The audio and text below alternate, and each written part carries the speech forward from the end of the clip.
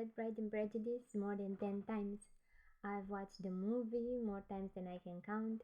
The thing is, I've transformed Pride and Prejudice in my personal vision board of the perfect life and the perfect love, and it taught me so much.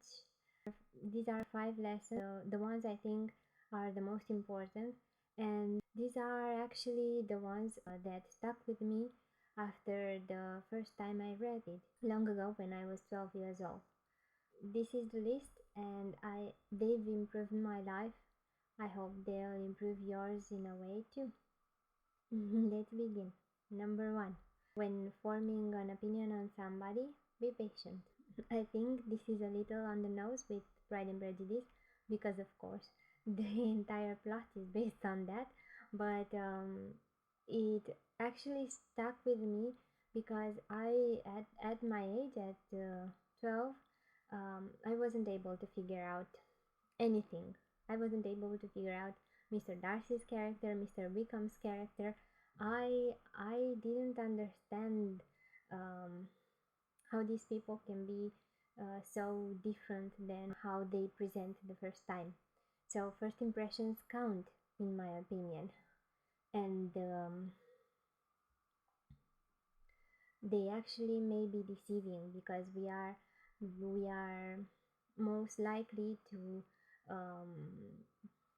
appreciate somebody for making us feel good, and that is not always the case if you think long term.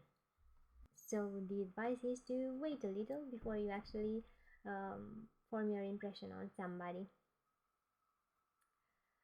Number 2 is choose well the person you'll marry.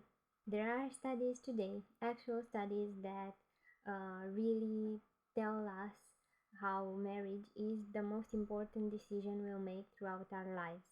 And this decision is impactful on our finances, on our children, on everything. And most importantly, it's impactful on our happiness. Jane Austen is famous for building complex characters and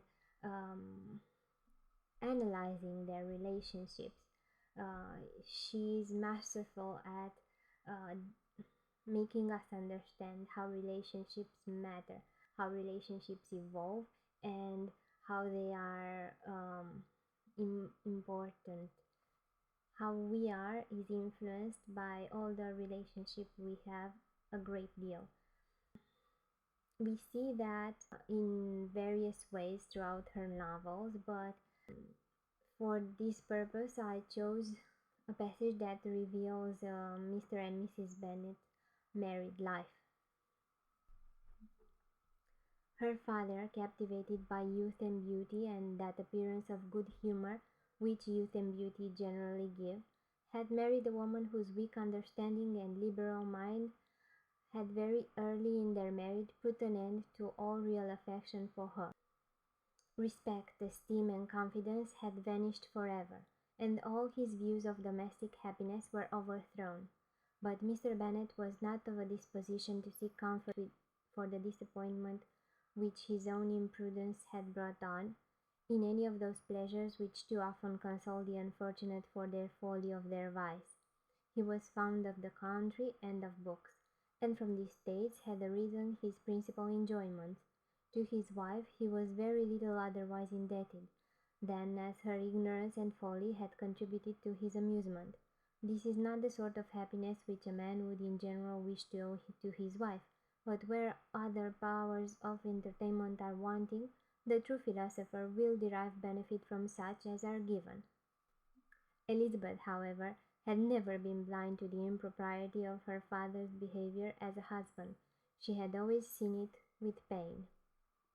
So we see here that not only our happiness is impacted by marriage, but also our children's happiness. And now, at my age, it's obvious.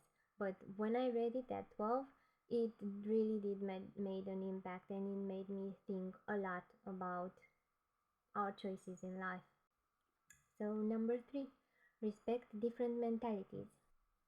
Charlotte's choice of a husband was uh, was a really a surprise for me. You may figure it out that perhaps I wasn't very bright when I was 12, as I couldn't figure out anything from this book. Perhaps this is why it made such a great impact on me. So, um, Charlotte's wedding. Actually, Jane manages to explain this very well. My dear Lizzie, do not give way to such feelings as these. They will ruin your happiness. You do not make allowance enough for difference of situation and temper. Consider Mr. Collins's respectability and Charlotte's steady, prudent character.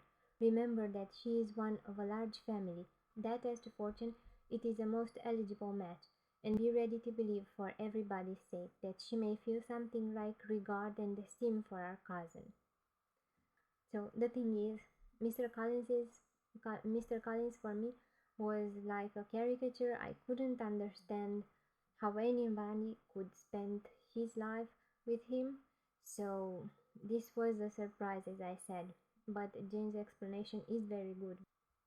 We don't make enough allowance for difference of character. However, something else stood out more in all that history, and it was Charlotte's fear of Lizzie's reaction. What Mr. Collins, to be sure, was neither sensible nor agreeable. His society was irksome, and his attachment to her must be imaginary, but still he would be her husband. Without thinking highly either of women or matrimony, marriage had always been her object. It was the only provision for well-educated young women of small fortune, and however uncertain of giving happiness, must be their pleasantest preservative from want. This preservative she had now obtained, and at the age of 27, without having ever been handsome, she felt all the good luck of it. The least agreeable circumstance in the business was the surprise it must occasion to Elizabeth Bennet, whose friendship she valued beyond that of any other person. Elizabeth would wonder and probably would blame her, and though her resolution was not to be shaken, her feelings must be hurt by such a disapprobation. So we see here, we value others' opinion a great deal, and it is so easy to make fun of somebody's wishes, somebody's desire.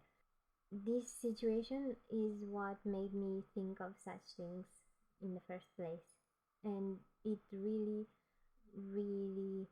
made an impact on me back then. Respecting other people's choices does matter. Number 4. True love is measured by action.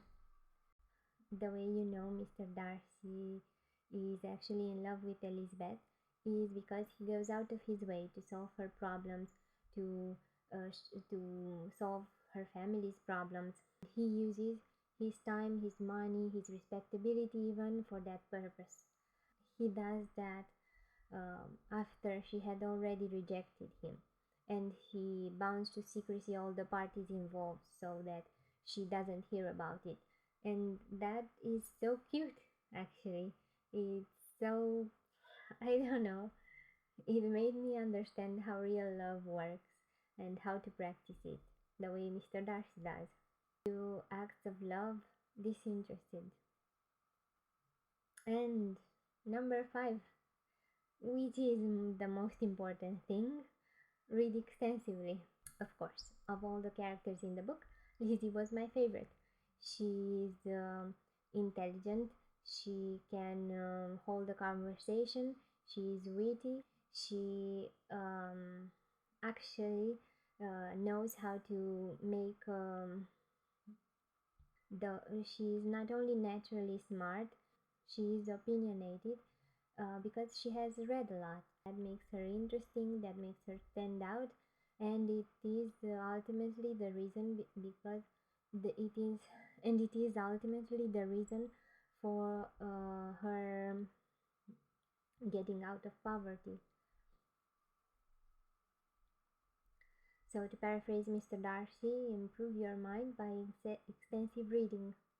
And that's why I'm here. I make book reviews, book summaries, all type of educational content. If you're interested, stick around. Thank you for watching.